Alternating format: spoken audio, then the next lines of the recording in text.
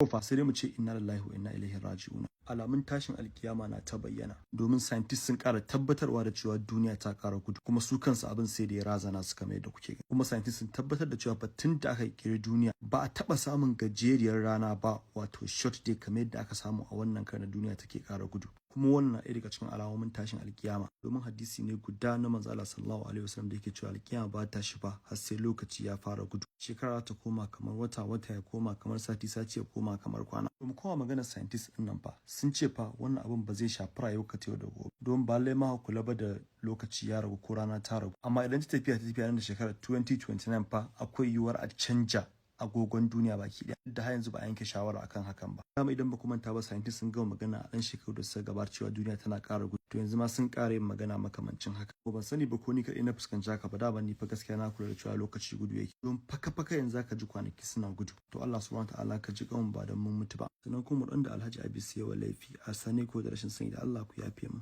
ni jikina yayi sanyi. Allah ya saci. Assalamu alaikum warahmatullahi wabarakatuh. Abis Fulani, Allah ya saka maka da alkhairi bisa wannan dan fadakarwa da kai. So doriya tunda ana cikin wani yanayi da mutane suke yayin ƙaryata duk wani abin da ya saba wa tunaninsu, ko kuma duk wata magana da ya fito daga bakin Annabi sallallahu alaihi wasallama suke ganin akwai kuskure ko kuma suke ganin ƙarya ne. So a hankali waƙi yana ƙara gaskata duk maganar da ya fito daga bakin manzon Allah.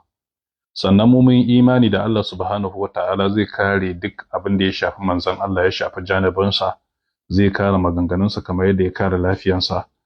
Duk wani abin da ya shafi manzon Allah kamar yadda Allah ya ce ya ayyuhar rasul balligh ma unzila ilayka min rabbik fa in lam taf'al, Allah ya ce fa ma ballagta risalata wallahu ya'simuka minan nas. Allah ya ce zan kare ka daga mutane.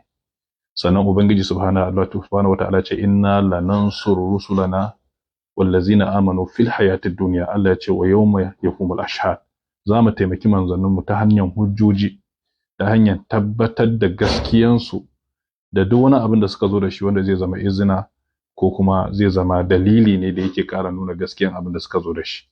Wannan yana daga cikin babin nasara. Musamman mutanen da suke da'awa ƙaryata hadisan manzon Allah, su dauko wasu hadisai su ga bai daidai da hankalinsu ba, su ce ƙarya ne. To irin wannan ne yasa shi Musailamatul Kazzab masa suka je dauko hadisin kuda, scientists suka karyata shi, kan nuna jahilcin sa fili, kuma bai yadda ya sake bi ta kan wannan magana ba. To alhamdulillah, ai as-sukutu min alamati ar-ridha. Idan kaga mutum yayi shiru, to alama ne da yake nuna ya yadda da abin da aka faɗa. To tunda duk hujjojin da muke kawowa zuwa ga Musailamatul Kazzab bai iya yin maganganu ko waiwayensu ba, to wanda yake nuna cewa abubuwan da muka faɗa kai ko kuma warware wanda muka yi ya gamsar kuma ya wadatar. Zai ci gaba da dauko su, kuma insha Allah ta'ala Allah zai ci gaba da bamu nasara a kansu. Wannan magana da shi wannan batashi ya dauko Abis Fulani game da abin da ya shafi gudun lokaci wanda scientists suka ƙara bincike, wannan magana manzo Allah ya yi su, kuma an ruwaito su a hadisai. Dan mun tabbatar da magana manzo Allah sallallahu alaihi wasallam annabi baya ƙarya. Tun kafin lokacin bincike ya zo, aka samar da Allah subhanahu wataala yawa annabi sallallahu alaihi wasallam wahayi ta hanyar hadisai, ya sanar da al'ummarsa cewa lokaci zai karanci, ma'ana lokaci zai dinga gudu, shine taqarubuz zaman. Wannan hadisai Bukhari ya ruwaito, Tabarani ya ruwaito, sannan wayannan hadisai Imam Ahmad ya ruwaito su, wanda annabi sallallahu alaihi wasallam ya ce taqarubuz zaman, wato lokaci zai dinga gudu inji manzon Allah sallallahu alaihi wa alihi wa sallama.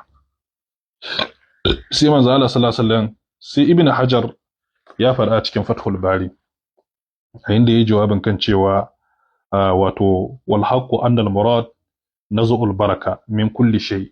Abinda ake nufi akan wannan hadisin da yake nuna cewa lokaci zai dinga gudu, yana nufin cewa za a cire albarka ne a komai, hatta min zaman, hatta a zamanin da muke ma sai an cire albarka. Qur'ani ya tabbatar da cewa kiyama ta kusa, kamar yadda Annabi sallallahu alaihi wasallam ya faɗa cikin hadisi cewa an aiko ni tashin kiyama bai fi tsakanin wannan yatsan da wannan yatsan ba. In ka duba cikin Qur'ani, Allah yana cewa iktaraba lin-nasi hisabuhum wa hum fi ghaflatin mu'ridun ma ya'tihim min zikrin muhdathin min rabbihim illa istama'uhu wa hum yal'abun. Akwai aya da Allah ya ce iqtaraba al-wa'dul haqq fa idza hiya shakhisatun absarul ladzina zalamu ya wailana qad kunna fi ghaflatin min hadha da iqtarabat as-sa'atu wa shaqqa al-qamar. Duk wa'innan ayoyi ne wanda suka zo wanda suke tabbatar da wannan lokaci ya wato ainihin kusa. Sai manzon Allah sallallahu alaihi wasallam yake tabbatar mana kan cewa idan kiyama ta kusa za ku ga lokutan ku sun rage, lokutan za su ringa gudu. Da kafin ka ji an ce sati ya zo kakan ɗauki lokaci, amma yanzu nan aka ce juma'a, yanzu ka ga yau alhamis har gobe juma'a, shekara haka za ta zo. Ya zo kamar yadda ya zo cikin riwayar Imam Ahmad, juz'i na 2 shafi na hadisi wato shafi na 537, a inda yake cewa wato la taqumu sa'a, manzo Allah ya ce la taqumu sa'a, kiyama ba za ta tashi ba hatta ya takarabu zaman, har sai zamani ya kusa fatakunu sana ka shahari, sai zama wato ainihin fatakunu sana ka shahari, sai zama shekara ta koma kaman wata ne, dandanan za ga shekara ta zagayo. Sannan wa yakunu shahru kal jumu'ati, manzo Allah sallallahu alaihi wasallam ke cewa ita kuma wata za ta zama wato kwanan watan ku zai zama kaman sati ne, kamar yadda yanzu muke gani. Dandanan sai a ce wata ya kare an shiga wata kunul jumu'atu kal yaumi, sannan za a wayi gari juma'a za ta zama kaman kwana ɗayan ku. Wa yakunu al yawmu ka sa'a, sannan kwana ɗayan ku zai zama kaman wato awa ɗaya ne. Wata kunu sa'a ka tiraqi safa, sannan wannan awa ɗaya sai ta zama kaman seconds, wanda idan kuka duba yayi daidai da abin da su scientists yanzu suke bincikowa, wanda Imam Ahmad ya fitar da wannan hadisin, haka dai su Tabarani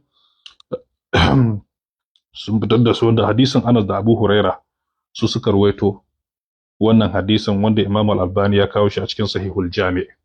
To kaga ashi ya tabbatar da cewa wannan yana nuna mu'jizar manzo Allah sallallahu alaihi wasallam da kuma mu'jizan hadisai wanda Qur'ani ya yi ishara game da abin da ya tashi tashin kiyama. Mun duba ba gani Allah ta'ala yana cewa yas'alukan nasu anis sa'a, mutane suna tambayan game da tashin kiyama, sai Allah ya ce qul innama ilmuha indallah, ka gaya musu ilimin tashin kiyama yana wajen Allah.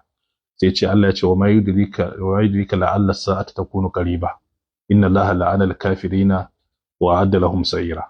Haka a wata ayar Allah yake wato yas'alunaka anis sa'ati ayyana mursaha fima anta min dhikraha ila rabbika muntahaha. Duk wa'innan yayi magana ne game da abin da ya tafi ilimin tashin kiyama, amma Allah subhanahu wata'ala cikin ikonsa da rahamarsa bai bayyana mu manzo Allah sallallahu alaihi wasallam yaushe za ta shi kiyama ba. Amma sai aka zo a hadisi aka ce mala'ika Jibril yana tabbai manzo Allah amarat, wato abin da ya shafi amarat, menene alamominta. Sai annabi sallallahu alaihi wasallam ke cewa to sai annabi ya bayyana masa wato ainihin alamomin, sai ce daga ciki an talidal amatu rabbataha da wa an taral hufata al-urata alata, haddi zuwa da karshen hadisan, wanda mun san wannan hadisan cikin 40 hadis. Wannan yana ƙara tabbatar da maganar manzo Allah sallallahu alaihi wasallam cikin alamomin. Sai ce idan kun ga kaza alamar ta tabbata. Duk abinda kuma annabi ya faɗa ku je na ba ku wannan assignment, da duk wanda yake ganin bai yarda da hadisai ba, duk abinda annabi ya faɗa cikin alaman tashi kiyama, duk hadisan ka tattaro su ka kama na kuskure kwaya ɗaya cikin abinda su Bukhari suka rawaito. Babu.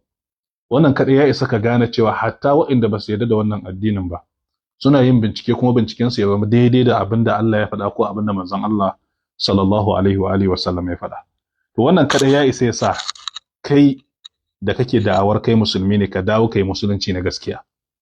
Hatta mutanen da suke zuwa su je su yi bincike ga irin wa'annan hadisan, akan samu mutanen da dama su zo su musulunta, amma sai kaga wani yana da'awar shi musulmi ne amma ya karyata duk maganar da ya fito daga bakin manzo Allah. Ai alama ce ta hauka.